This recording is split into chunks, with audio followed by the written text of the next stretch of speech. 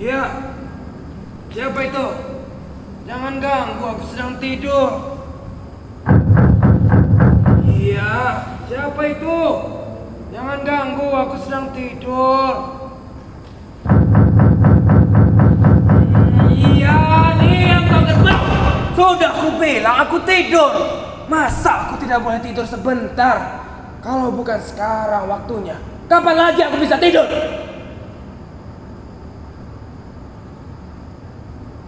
Nah, begitu. Diam-diam sajalah dulu. Tenangkan dulu pikiranmu yang kacau itu.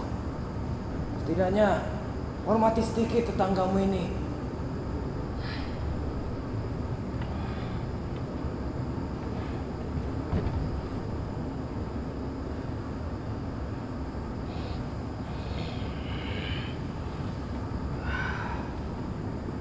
Iya, diam. Tenang seperti ini. Biar aku rasakan hari bergeser mendekatiku dengan segala kepuasannya. Tiap-tiap detik sekarang kita berhitung. Aku kecap waktu kenyang-kenyang. Karena siapapun sudah tak ada lagi yang bisa menahannya untukku.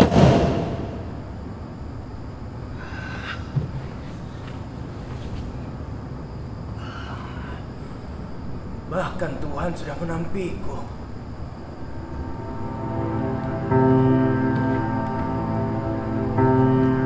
Sebentar lagi, mereka akan datang dan menuntunku ke lapangan tembak. Sebentar lagi, mataku akan dibalut oleh kain hitam. Lalu, hidupku akan menjadi hitam.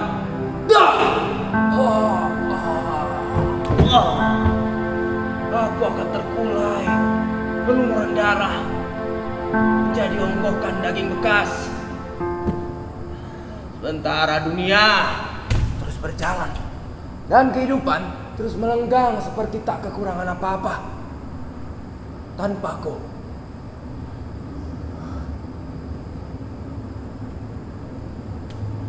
Sekarang kesempatanku yang terakhir untuk menunjukkan arti. Mengisi kembali puluhan tahun yang telah aku lompati dengan begitu cepat. Pertama kali aku melihat, yang kulihat adalah kejahatan. Aku dihajar habis oleh suaminya yang kesetanan. Pertama kali aku mendengar, yang kudengar adalah keserakahan. Para tetangga ramai-ramai datang memfitnah kami supaya terkubur.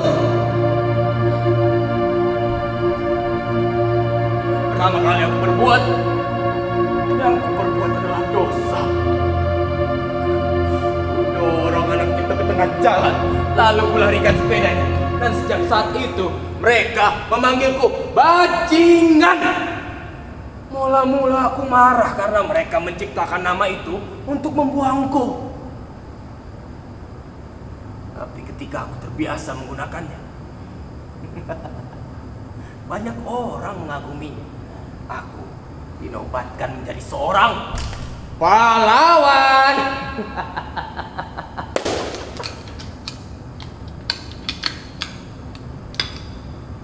Hei, bandit kecil. Sedang apa kau di situ? Kau ingin mengucapkan selamat jalan padaku? Atau hanya ingin mencuri rasumku seperti biasa?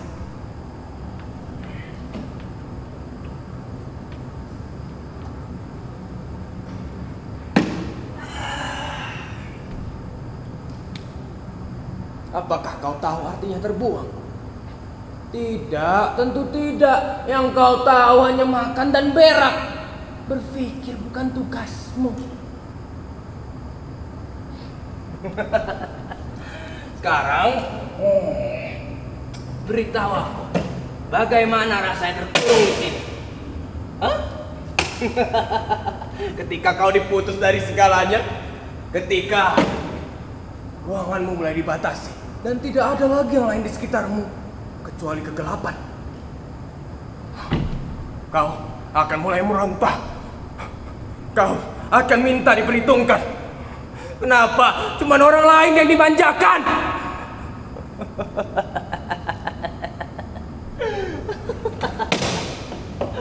Sobat kecil, Bagaimana kau mampu meronta kalau kau tahu itu semua akan sia-sia? Hah? Mereka sudah begitu berkuasa. Hei, hei, hei! Mau ngapain kau? Mau kemana kau?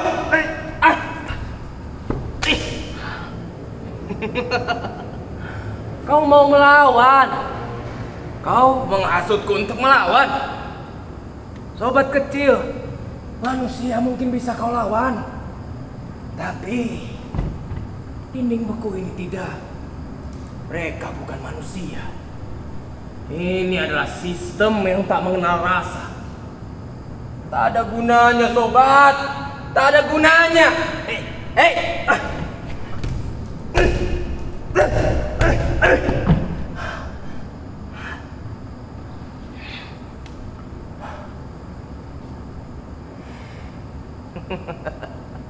Kau sudah habis. Kau sudah tak berdaya.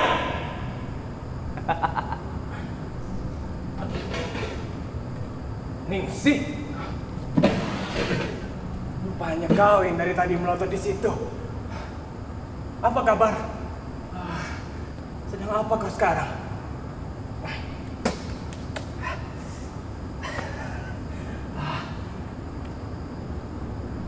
Kenapa lipstikmu belepotan seperti itu, sayang? Apa ada hansip yang memperkosamu? Kemari, jangan diam seperti orang bego, sayang. Kau masih ingat padaku, kan? Aku sudah bukan orang yang dulu lagi. Kau pun tidak. Ketiak kita saja sudah ubanan. Tapi kita pernah bersama-sama menciptakan sejarah. Sekeping dari dirimu masih tersimpan pada tubuhku. Dan bagian dari punyaku masih ada dalam dirimu. Kita mungkin bisa berbohong, tapi itu tak tentu menolong. Sekarang, temani aku. Mari, temani aku menghitung dosa. Berapa kali aku tonjok? Kau ingat? Berapa kali aku elus?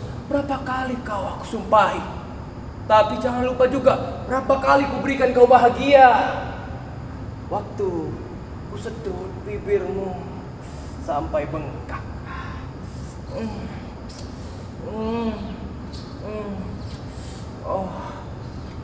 Pelan, sayang. Sedapnya. Waktu kita berjoget di atas rel kereta, harga sepotong minuman, dia jalan sempoyongan. Lalu, kenapa kau memilih untuk pergi dengan si bajingan itu? Aku masih ingat ketika menyambar parang, lalu mengumpulmu di atas jembatan. Mau kemana kau, Ningsih? Rasa sundal, lontek. Lalu, tubles lehermu yang panjang itu. Dan tidak, aku tidak menyesal. Aku juga tahu janin dalam perutmu ikut mampus. Tapi itu lebih baik, supaya kau jadi milikku selamanya. Kamu mengerti? Kamu tidak mengerti. Kamu tak pernah mencintaiku. Bahkan kematian tak mengubah sifat bencimu. Kau mati, tapi kau menang, Ningsih.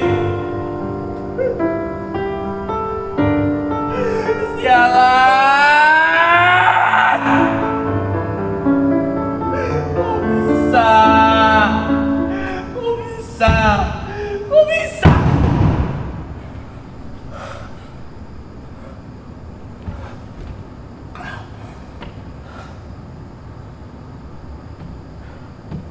Di ruangan ini, aku terlahir kembali. Di ruangan ini, aku menjadi manusia. Aku bukan lagi anakmu, Ibu. Aku sudah terpilih untuk menegakkan kejahatan. Kau harusnya bersyukur. Ini sebuah kehormatan yang besar. Tak banyak orang berani menjadi penjahat walau mereka sendiri melakukan kejahatan. Aku bukan penjahat biasa. Bukan. Aku ini lambang dari kejahatan. Kejahatan ini dilakukan untuk menegakkan harmoni. Harmoni yang selama ini kalian rasakan. Harmoni yang selama ini kalian idam-idamkan. Harmoni dalam kehidupan kalian yang ada sekarang. Jadi, sebenarnya aku bukan penjahat. Aku ini pahlawan yang berpura-pura jahat. Ya, maaf. Yang mulia hakim yang saya hormati, saya tidak akan membela apapun yang sudah saya lakukan. Justru saya ingin menjelaskannya bahwa memang benar saya yang melakukan segalanya itu. Hukumlah saya 2 kali dari ancaman yang telah Paduka sediakan. Wanita itu saya cabik lehernya karena saya rasa dia pantas mendapatkannya. Kemudian harta bendanya saya rampas karena kalau tidak dimanfaatkan mubazir. Dan saya lakukan semua itu dalam keadaan yang tenang. Pikiran saya waras. Tapi mengapa? Ya, saya tidak bisa menjawab karena bukan itu persoalannya. Saya justru ingin bertanya kepada Bapak dan seluruh hadirin yang hadir di sini.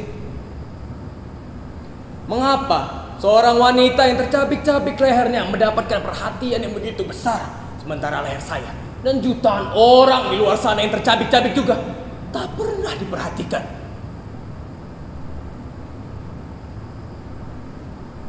Apa arti kematian seorang pelacur ini jika dibandingkan dengan kematian kita semua? Orang beramai-ramai tanpa kita sadari. Di depan Anda semua, saya menuntut berikan saya hukuman yang pantas. Tapi jangan lupa juga berikan hukuman kepada orang di luar sana yang telah mencabik leher kami dengan setengah pantas saja.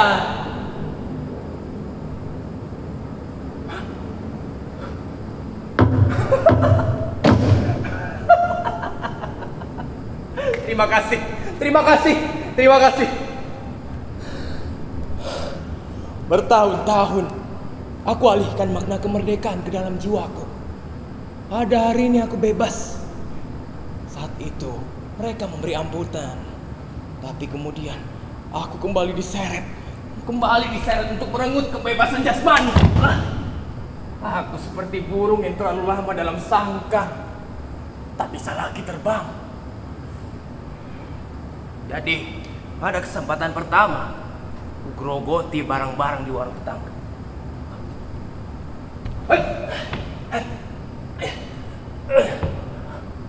Tak ada yang menangkapku. Pada kesempatan lain, aku angkat belati ke leher seorang penumpang becak. Serahkan duitmu! Hei, cepat! Dari tasnya keluar uang puluhan juta rupiah. Kukira polisi akan mengejarku. Ternyata tak ada yang tahu. Jadi pada kesempatan terakhir, perkosa seorang anak di pinggir kali. Sini dek. Tolong. Karena jasmaniku tak mampu memperkosa, lepaskanlah dia. Tapi karena putus asa, aku gebuk orang di pinggir jalan. Mukanya berdarah, tapi lagi-lagi tak ada yang menangkapku. Aku malah diangkat jadi keamanan, dan orang-orang berbaris dengan rapi di belakangku. Nilai-nilai sudah cungkir-cungkiran. Aku sudah tak paham lagi dengan dunia ini. Aku sudah tak bisa lagi menikmati arti kemerdekaan. Bisa-bisa aku gila. Masukkan lagi aku penjara. Masukkan lagi aku penjara. Masukkan lagi aku penjara. Masukkan lagi aku penjara.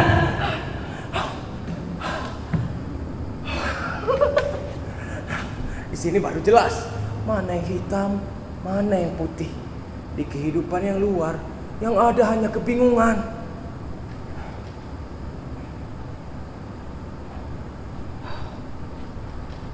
Saat orang menderita, mereka jadi penyair. Saat orang kepepet, mereka jadi penyanyi. Saat orang hendak dirampok, mereka berdoa. Kenapa? Sekarang aku menari karena aku sudah tak paham lagi dengan dunia ini.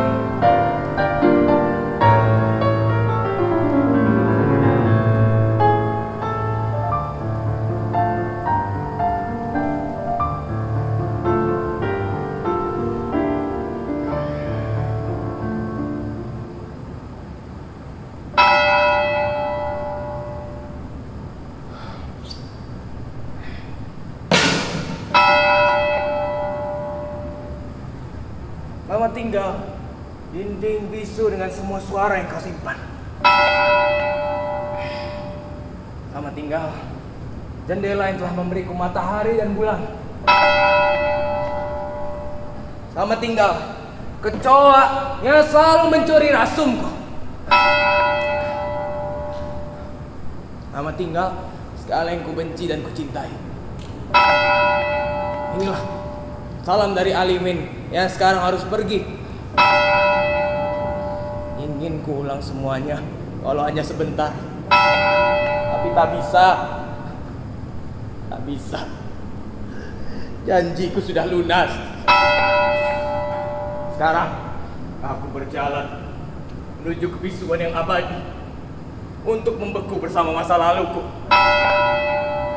Sekarang baru jelas mana yang sudah kulakukan dan mana yang belum kulakukan. Tapi semuanya sudah selesai. Dan dalam segala kekurangannya, ini adalah karya yang sempurna. Aku mengagumi keindahannya. Aku merasakan kehadirannya.